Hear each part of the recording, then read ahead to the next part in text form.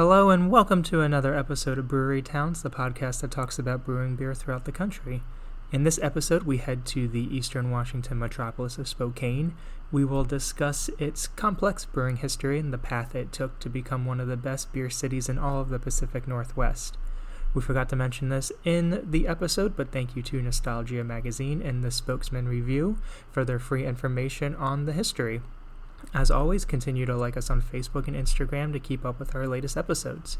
And now, another episode of Brewery Towns.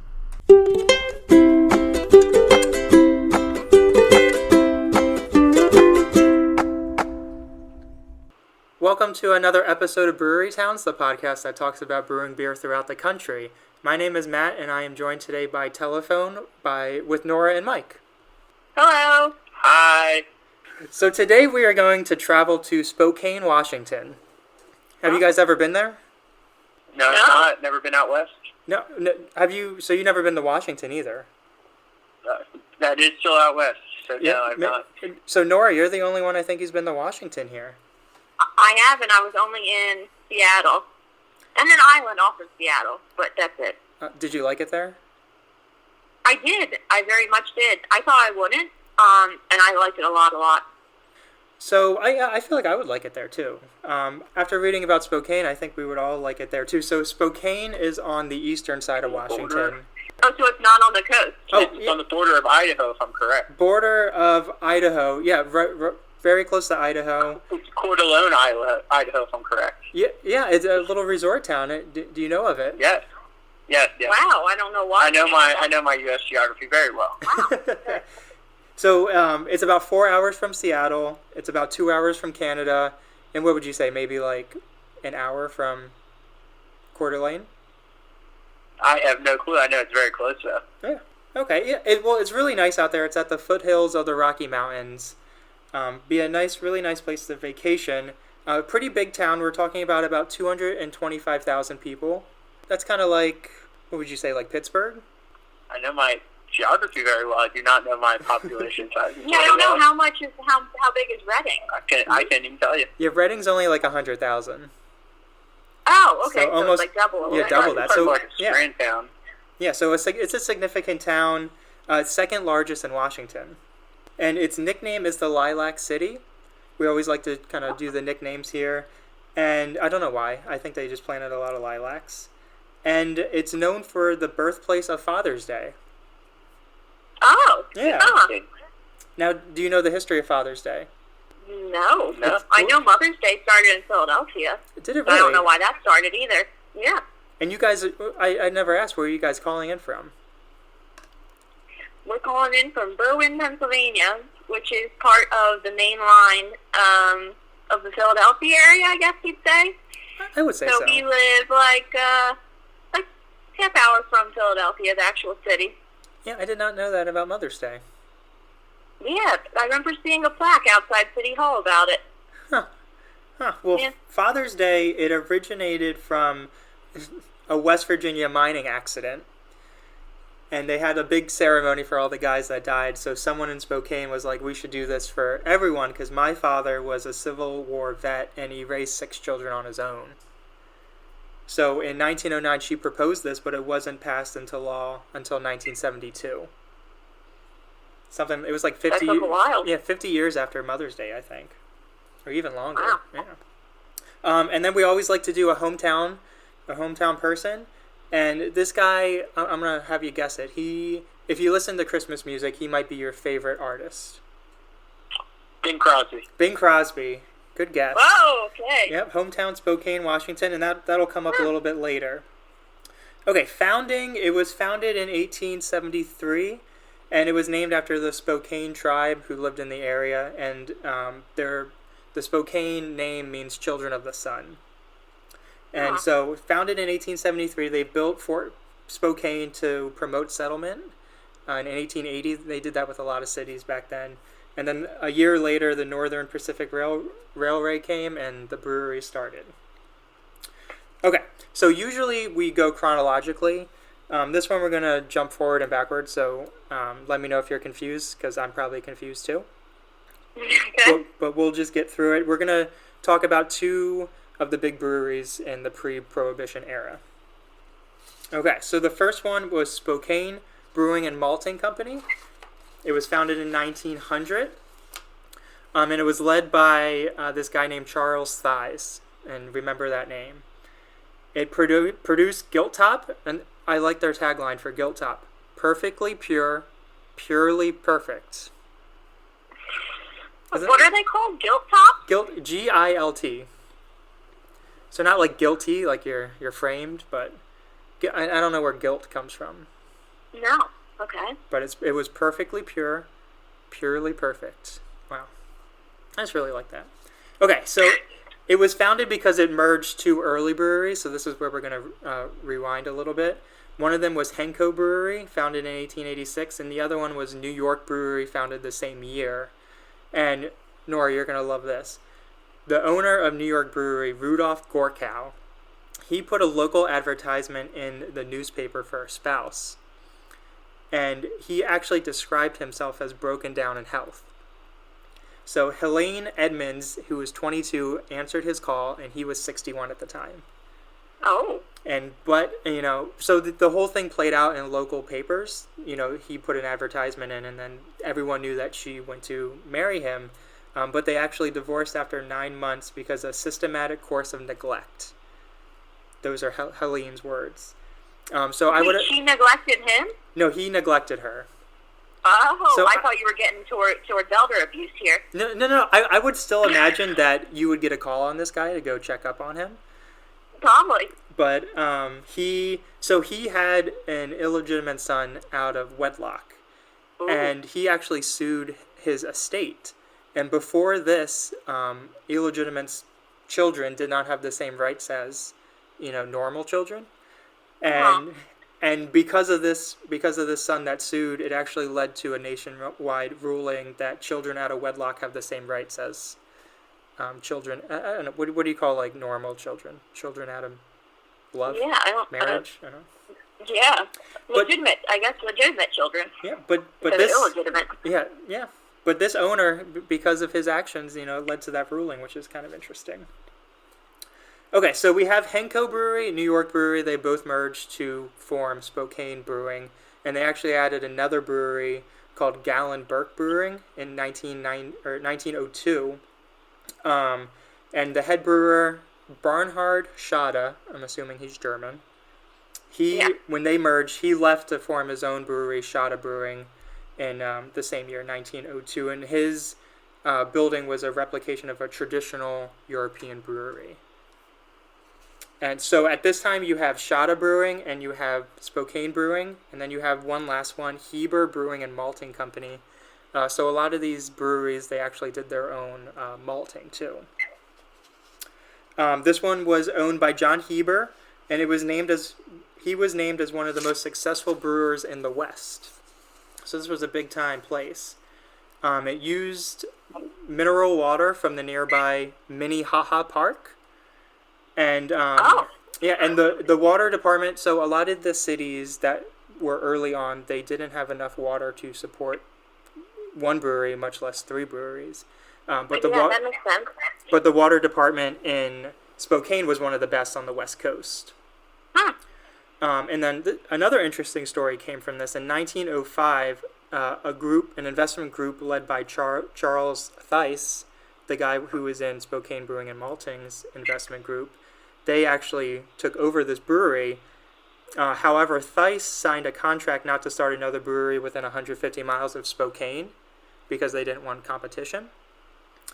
So Spokane actually filed a restraining order against him, and the ruling went to court, but the judge dropped all the charges. So Charles Thies now owned Spokane Brewing and Malting, and he owned a portion of this brewery, which he changed to Inland Brewing, and their new product was Inland Pride.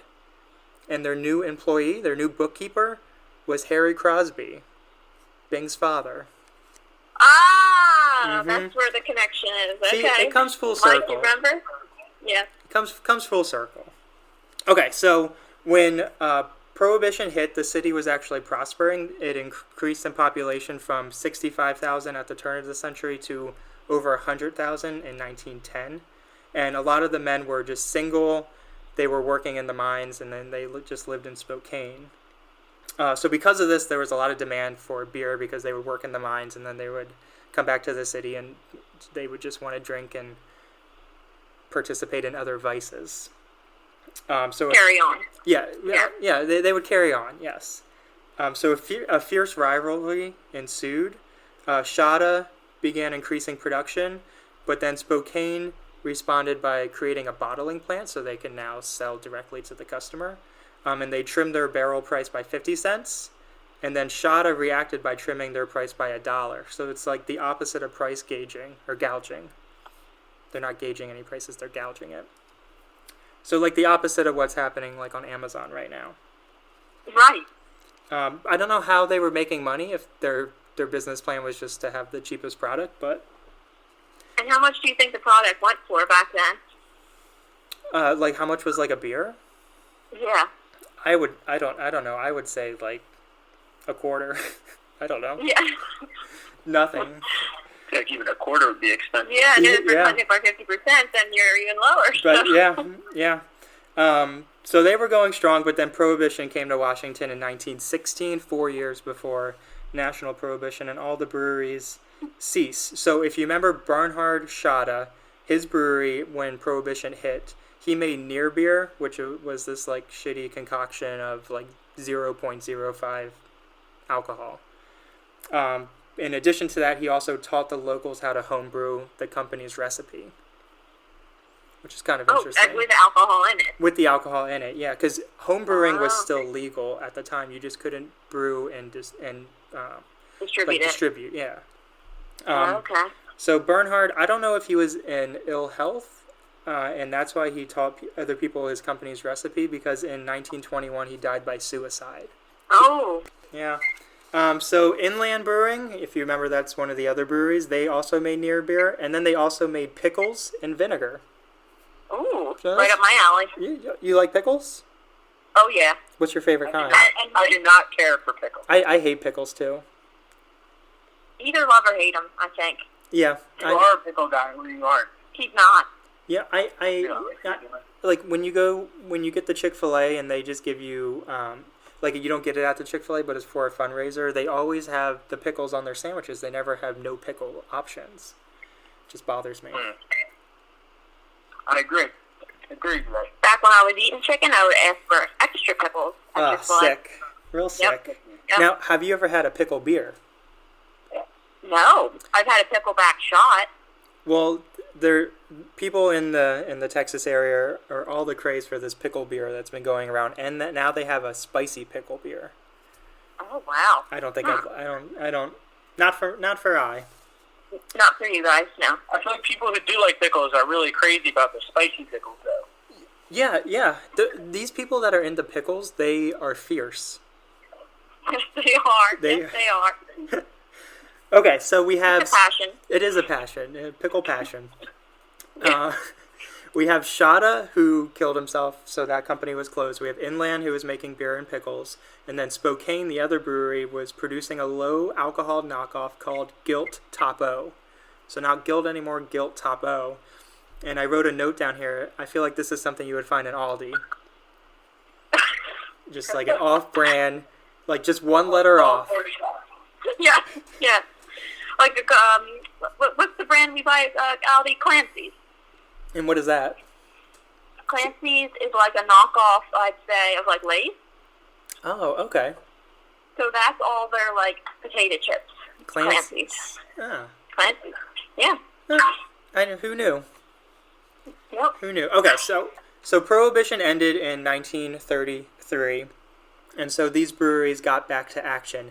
Inland actually changed its name again to Bohemian Breweries, and Bohemian. Wow. A lot of company changes in these early years.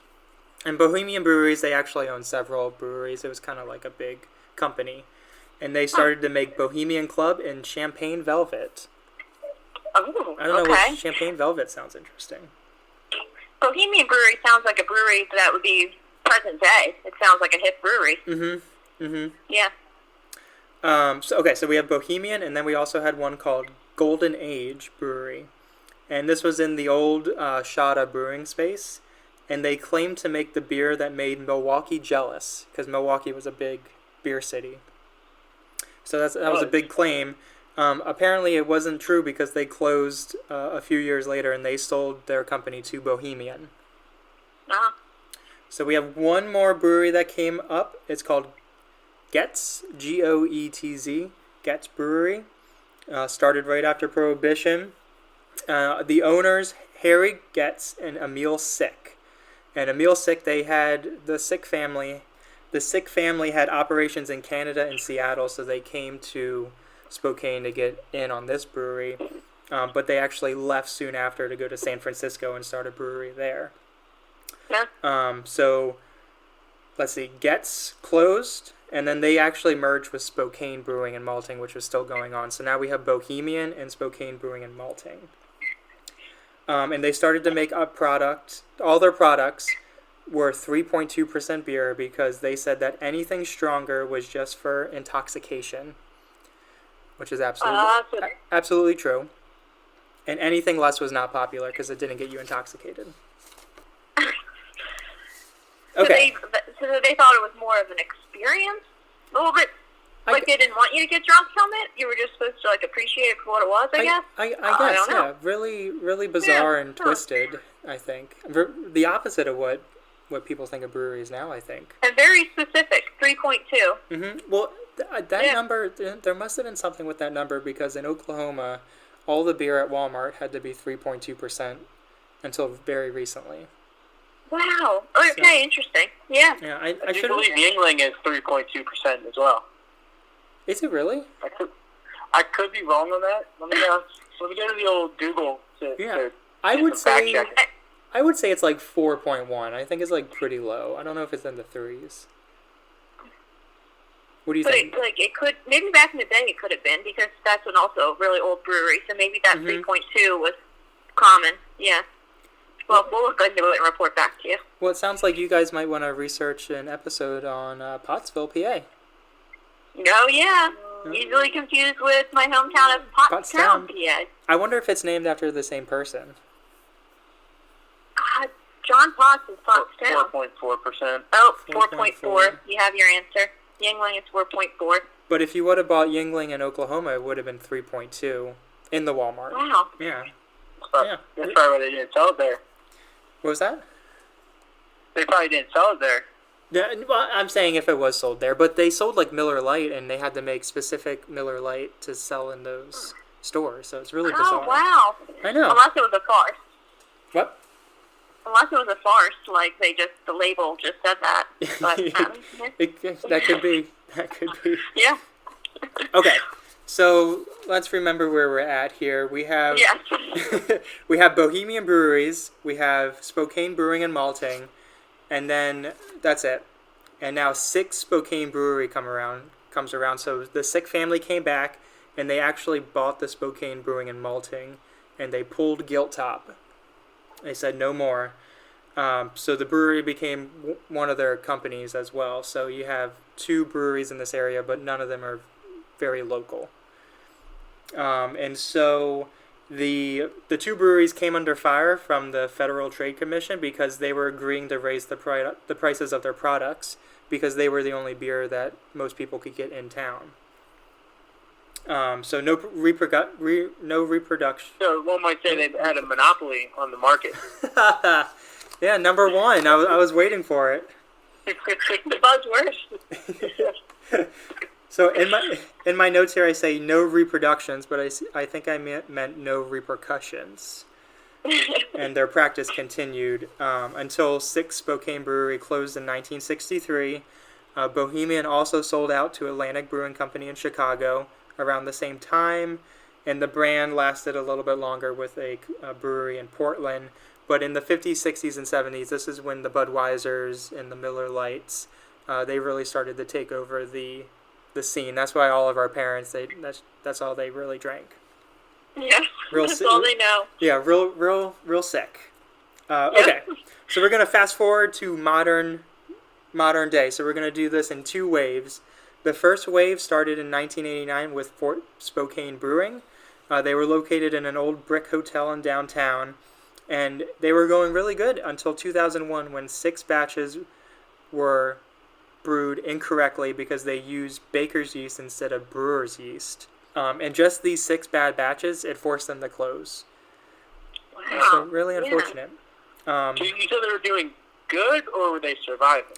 Well, I mean, 1989, so that was like the beginning of the craft beer scene. And just the fact that they lasted 12 years, I think, points to them at least doing well. Mm-hmm. The other brewery that opened during that time was rkenbeiner Brewing, located in an old dry goods warehouse, and it was named for a legendary group of Norwegian skiers who rescued infant King Haakon V. I feel like there is a really good story behind that. Infant King? Infant King Haakon V.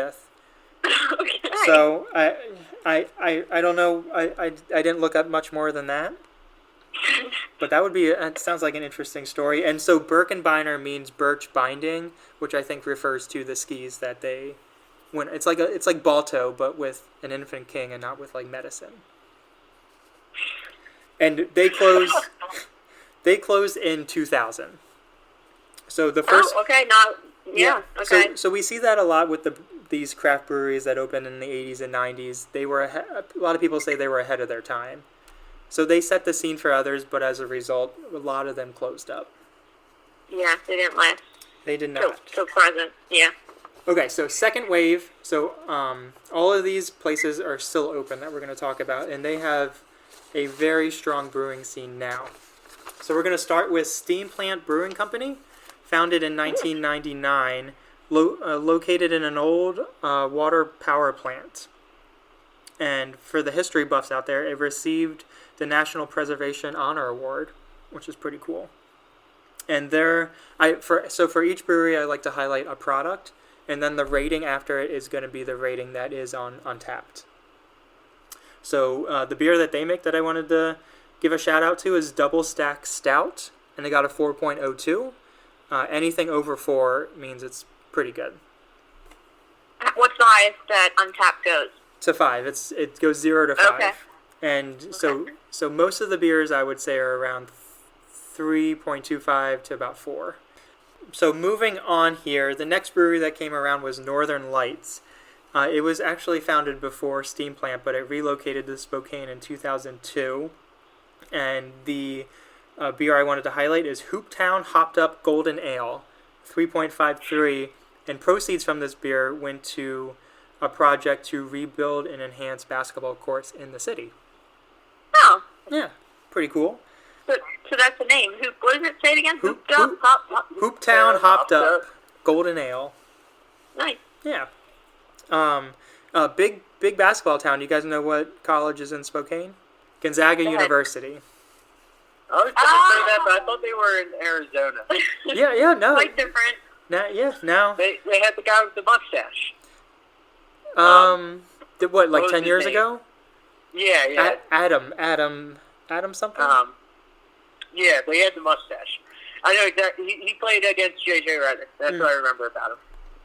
You know, one of the only players I remember from my childhood is Kevin Pittsnogle. You remember him from West Virginia? And No, I do not remember Kevin Pittsnogle. Well, he was a big guy, and people say you got Pittsnogled. So that's just what I remember. He had a mustache. He had a mustache. Yeah, absolutely had a mustache. Okay. So that's what triggered that. Okay, moving on. The next brewery. Gonzaga, got it. Okay, we ready to move on? Yep. Consensus is there. Okay.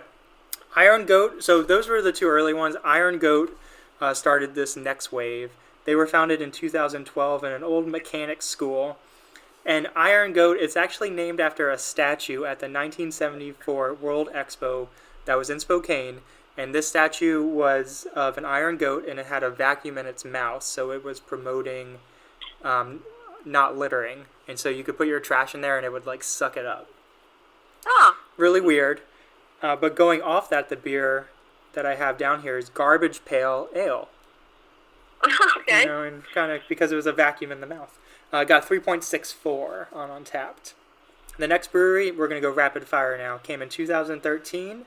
It's called River City Brewing. Their product, River Keeper IPA, 3.73. The proceeds of that beer went to Spokane River Keeper, which protected the state's water quality. I wonder if there's a river that runs through Spokane. I do believe the Kootenai River runs through. Oh, wow. No river? He said the Kootenai River. I'd have to fact check that one. We're checking Google now, but Kootenai River. Does it really?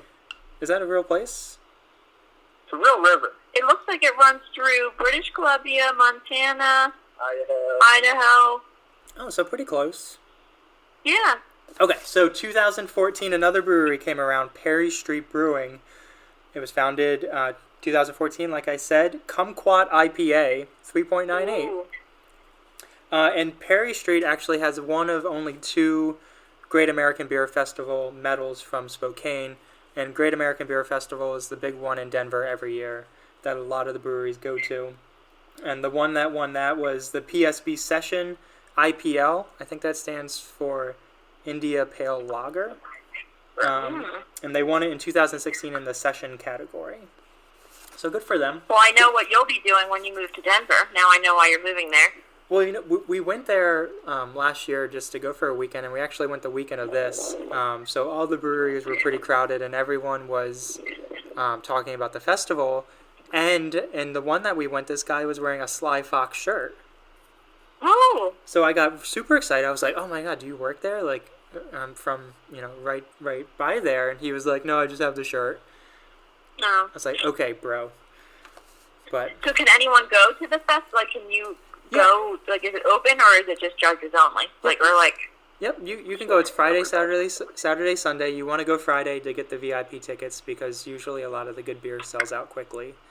And then Saturday is when they do the medals, but they also live stream that, so you can watch it online. But yeah, you guys all have to come up if we want to go to that. Yeah. Okay, so 2015 saw a mini boom. We have 3 new breweries that year. The first was Whistlepunk Brewing. It was originally called Hanson Brothers Brewing because Matt and Craig Hanson were the owners, but they had a trademark issue with the band, the famous band, because they actually have a brewery in Tulsa, Oklahoma, and they produce their famous beer that they produce is Hops beer. Hops. And it only got a 3.21 on tap, so I don't think it's very good. Hops or the beer we're talking about from Spokane? Hops got a 3.21. Okay. But we're working on an episode in Tulsa, so I'll have to tie that in with that as well. Well, please tag me into that one. Yeah, I put your name on it now. No, from Whistlepunk, Espresso Milk Stout, 4.08. So that sounds pretty good. Next brewery, Black Label, founded the same year. Their product that I wanted to highlight, they didn't really have any fancy ones, but Reese's Red Ale, 3.56. And then the last one in 2015, Bellwether. Their product, Seawolf, 3.58. It was a braggot beer. Do you guys know what braggot beer is? No, never heard of it. So I'm not quite sure I know what it is, but according to the internet, it's a Viking and a Celtic style of brew, and it's a lot of mead in the beer. And so mead is different from beer because the sugars in mead come from honey, and the sugars in beer come from grains. But a braggot beer it's almost like 50% beer, 50% mead. Very high in alcohol. Okay. Is it sweeter, you think, because the sugars come from honey? It's probably very sweet, yeah. Mead, people say mead is like wine. It's more wine than beer. Yeah. Okay, so in 2016, the Spokane Incubator Brewing Company, I guess we'll call it, opened. And this was a facility where people who were homebrewing and they wanted to maybe start their own public brewery, they could come here and use the equipment and just rent out the space. Yeah, so it was pretty cool. And this spawned 3 breweries. The first was Young Buck Brewing, founded in 2016. Their Lester Cup IPA, 3.55, is brewed with hops from Washington State's hop breeding program. So that's Washington State is in Pullman, Washington, about 1.5 hours away. So that's why I knew about that. But it's cool that Washington is now known for their hops too. Next one that came by was Little Spokane Brewing Company. Their product, the Sunchild IPA, 3.64. If you remember what Spokane means. No. Something child or The Children of the Sun. Children of the Sun, yes. So they played on that Sunchild IPA, which I like. cute. Yeah. Now, did you guys watch? Did you guys have Disney Plus? Yeah, but we just logged in. Have you seen? You should watch Stargirl. Oh yeah. Oh yeah, we were going to watch that the other night because you had recommended it. Mhm. Yep. I forget what we watched instead. I forget why we didn't. Oh, it was too late in the night, and we wanted to not fall asleep. Grandma goes to bed at 9. Yeah. I understand. I think it's for a little bit younger audience than us, but the book was popular when we were in high school. I don't know if you read it. I like easygoing movies. Yeah. Oh my goodness! Now that you said it, I did read that book. I didn't even realize it was based off a book. Mm-hmm. Yep. Yes, I remember that. Yeah, I loved it. I never was much of a reader. Yeah. No, me either. But this is like one of the 5 books I read in high school. So. Huh. Oh, you read 4 more than I did. Hey, we both made it out. Yes, supposedly it left with a degree. That's right. Okay, so we're going down the final stretch here. The last one from Spokane Incubator is TT's Old Iron Brewing Company, founded in 2019. Their product, Big Headlights Blonde Ale, 3.57. That same year, Mountain Lakes Brewing Company was founded. Their beer, St. Helens IPA, 3.81. I looked up where St. Helens was because I feel like we heard about this when we were children, and I never really knew where it was. But it's like pretty close to Portland. Oh, is it in Oregon or Washington State? It's in Washington, but it's closer to Portland than it is to Seattle. St. Helens is Mount St. Helens, correct? Mount St. Helens. Yeah. Mm-hmm. Yes. Yeah. Well, we're almost done. One last note about Mountain Lakes. They actually have their own podcast. It's called Wheat, Don't Tell Me. And it's a monthly beer trivia podcast. Seems kind of fun. Well, we love Based off of Wait, Don't Tell Me, Yes. the weekly. and your NPR show. trivia show. Oh, Yeah. I guess it is. Yeah, I didn't know that. Yes, yeah. We- We usually listen to that when we used to go places on the weekend. We listened in the car, but now we're never in the car to listen. Yeah. I don't like it much. I think it's I'll have to. I'm writing that down. I honestly Wait, haven't listened. don't tell me. I haven't listened to a podcast in probably 3 weeks now. oh. There's just no time. Been catching up on my Flyers on. Yeah, I do. Happier times when Flyers were playing. I know. Well, hopefully, like this episode, the pandemic is almost over. Okay, so last brewery. It was just founded 2019 as well. For the Love of God Brewing. And the beer that I wanted to promote that I really, really want to try is Santa Snack Imperial Oreo Stout. My God. 4.30 on the Wow, Untapped. that's a really good rating. Yeah. People love, Jackie and I got a cookies and cream stout the other day. That was about 10%. And drinking it out of the can was kind of gross, but we made floats out of it. And let me tell you, that was really good. What's the percent on this one? I don't have it up now. If you give me a second, I will pull it up here on the interweb. But that is the last. I mean, I didn't know before I researched Spokane that it was such a brewery hotbed. You think of Seattle and all the breweries they have, but you don't think of the eastern side of the state. No. Forgotten. Yeah. Now, have you ever had any of these beers? Like, have you ever seen them in, like, a store or, like, a craft beer store? No, never even heard of any of these places. Yeah, no, I didn't recognize any names either. I don't know. They probably distribute to like Seattle and Portland. Yeah, West Coast only. But I mean, Spokane's a pretty big town, so they probably just make their money off of the people that live there. Yeah. Okay, I'm pulling it up here now. 9.2%. Yeah, wow, okay. Imperial stout brewed with milk, sugar, and loads of Oreo. Mm. Oreos are more addictive than a lot of drugs. Careful. Jackie does not allow them in the house anymore. Who eats them more? She is a big snacker. So we're not allowed to really have snacks in the house too much because she'll just eat them. So if I get some, I just have to like disguise it a little bit as something gross. Yeah, but then Pete tries to eat them, I'm guessing too. Peter. Excuse me. Peter did. Oh yeah, sure. He tried to eat them. He tries to eat everything, and Lady's now on steroids because of her allergies, and the steroids make her hungrier. She has been like just a beast lately with her food. Is she angry too? Like, does she give you a little like roid rage? I think it does affect her personality. Oh. Yeah, and like when we go outside, she's just like a rocket now.